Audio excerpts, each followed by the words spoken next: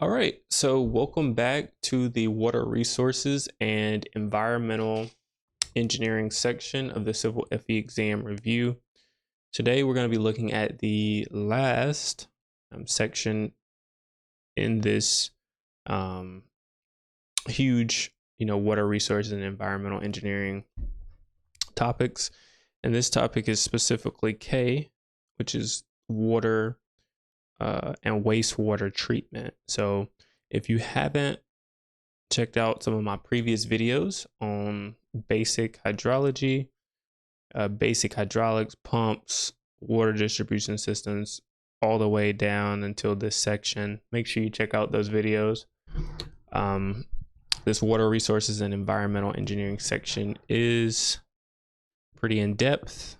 And as you can tell, you're going to have between 10 and 15 questions on the exam. And so that's a pretty big portion of the exam. So you want to make sure that you understand all of those miniature topics. All right, so let's look at this one. This practice problem number 1. It says, in wastewater treatment, how does centrifugation, belt filter press, and dyeing beds contribute to reducing sludge volume? Okay, so what information are we given? Well, we know that we're dealing with water treatment, right? Well, we also know that we're looking specifically at centrifugation and belt filter press, and drying beds, right? And we want to find out how it reduces sludge volume.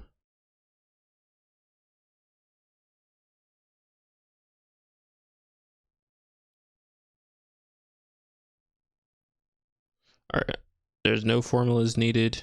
We need some prior knowledge though, right? Definitely need some prior knowledge. So would it be A, to increase that centrifugation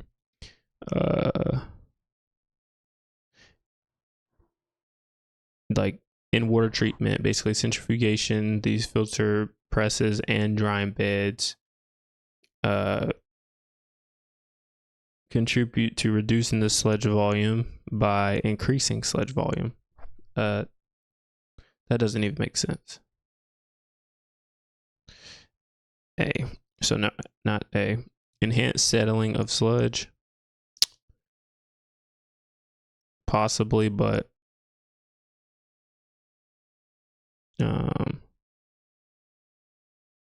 not really. Promotion of anaerobic digestion.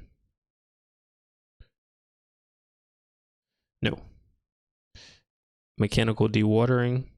Yes. Let's talk about how though.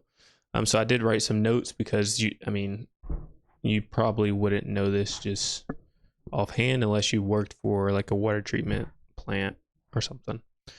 So centrifugation, belt filter press, and drying beds are mechanical dewatering processes used to reduce the water content in sludge, right? This is how it decreases its volume, right? So you use this mechanical force. So these methods involve the application of mechanical force to separate water from the sludge solids. So you got to imagine you got see if I can draw a big piece of, can you imagine what this is? A piece of poop. Let's give it some eyes. All right, it's a happy piece of poop.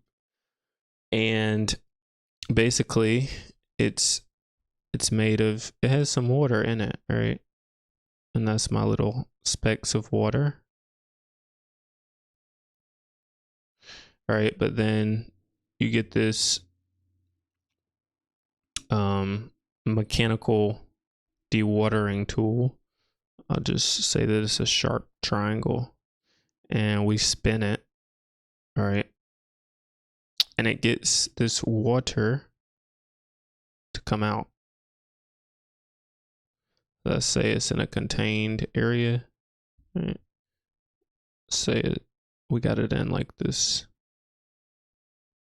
giant cup, right? And we start spinning that thing, and water starts to fly out, right?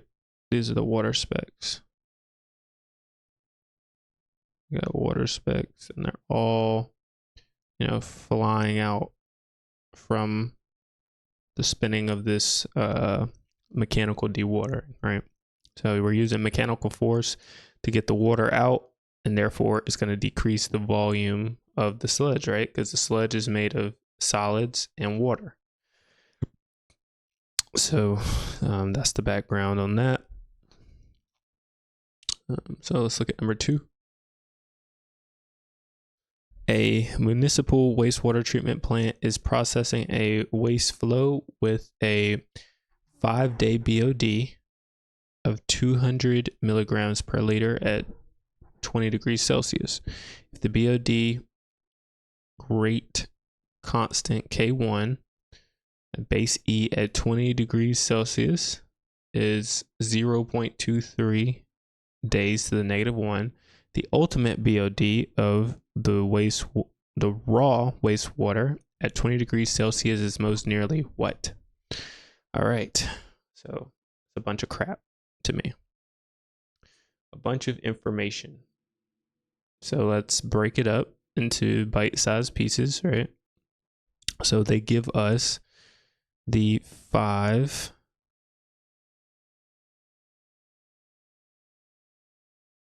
They give us the 5-day BOD. Let's use a cool color. 5.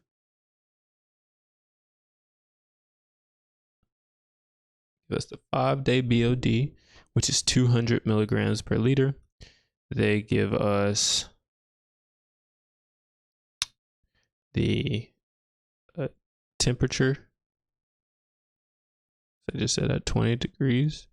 Everything's at 20 degrees Celsius, it looks like. They give us a BOD constant,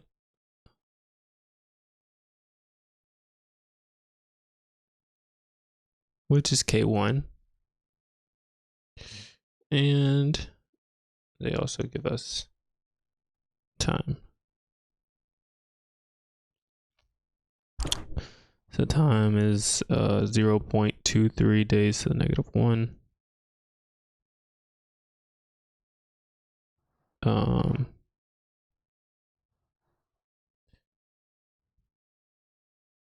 Well, they give us the constant, so it's 5 days. We're working with 5 days. So all right, what are we trying to find, right? It says if the BOD rate constant K1 at that temperature is 0.23 days to the -1, the ultimate BOD is most nearly what at that temperature? So we're trying to find the ultimate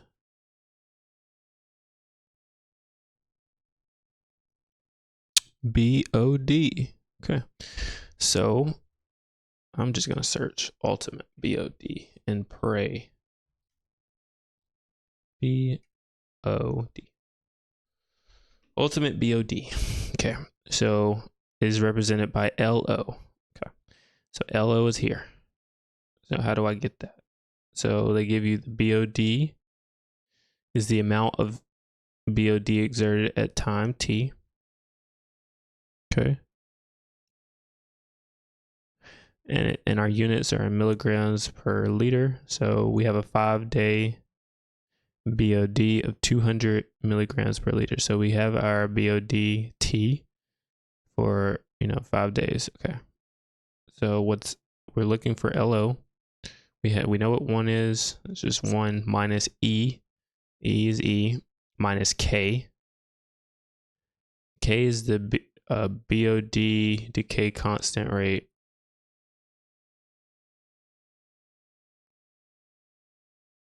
Okay, so it's going to be 0.23 days to the -1. So it should be, the unit is days to the -1. So it's 0.23 days to the -1. That is our K. Okay. And so what is T? T is the amount of days, which is 5 days. Okay. We have all tools that we need to be able to solve for the ultimate BOD. All right, so formula needed is BOD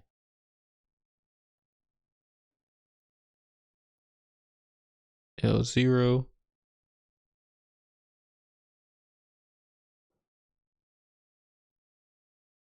negative K to the T. All right, so I'm just gonna write out everything so that it's pretty clear. All right, so L0 is equal to question mark. We don't know that. That's what we're solving for. It's the ultimate BOD. And our unit should be in milligrams per liter. Okay. What about BODT? Right. BODT. Right. Why am I wanting to know what that is? Because that's this. All right, so BODT is equal to 200 milligrams per liter. Okay. All right. Our K is equal to 0.23 days to the -1.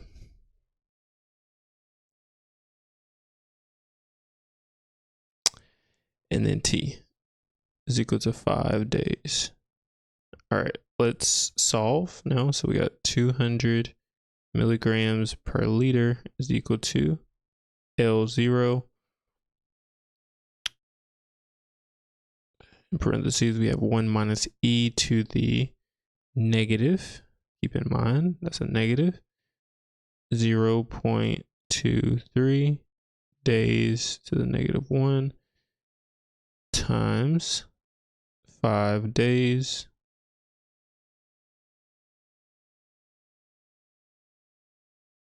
all in parentheses. Okay, so when we solve for that, L0, or our ultimate BOD, is going to be 292.67 milligrams per liter. All right, so we get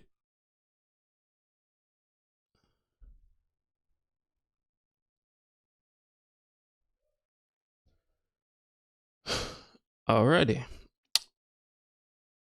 So that one looked very confusing, but we just had to put the information that we're given, use our symbols, and understand what the question is asking, right?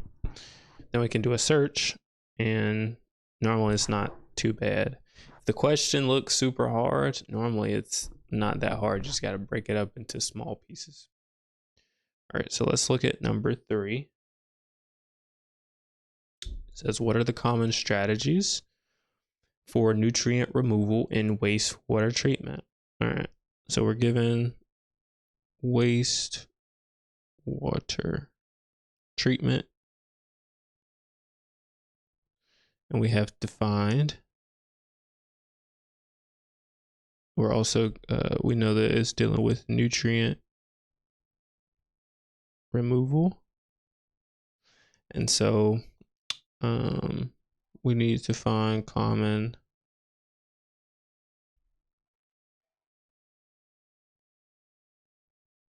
strategies.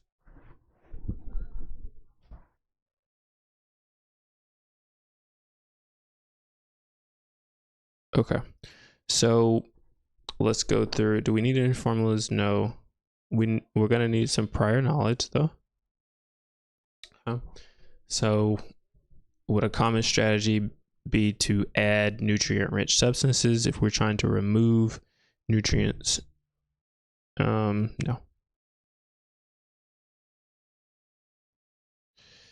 Enhanced aeration, so adding oxygen.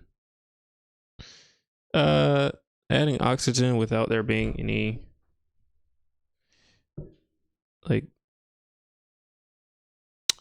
microbes or anything like there, it's pointless. So no. Increase pH of wastewater. No.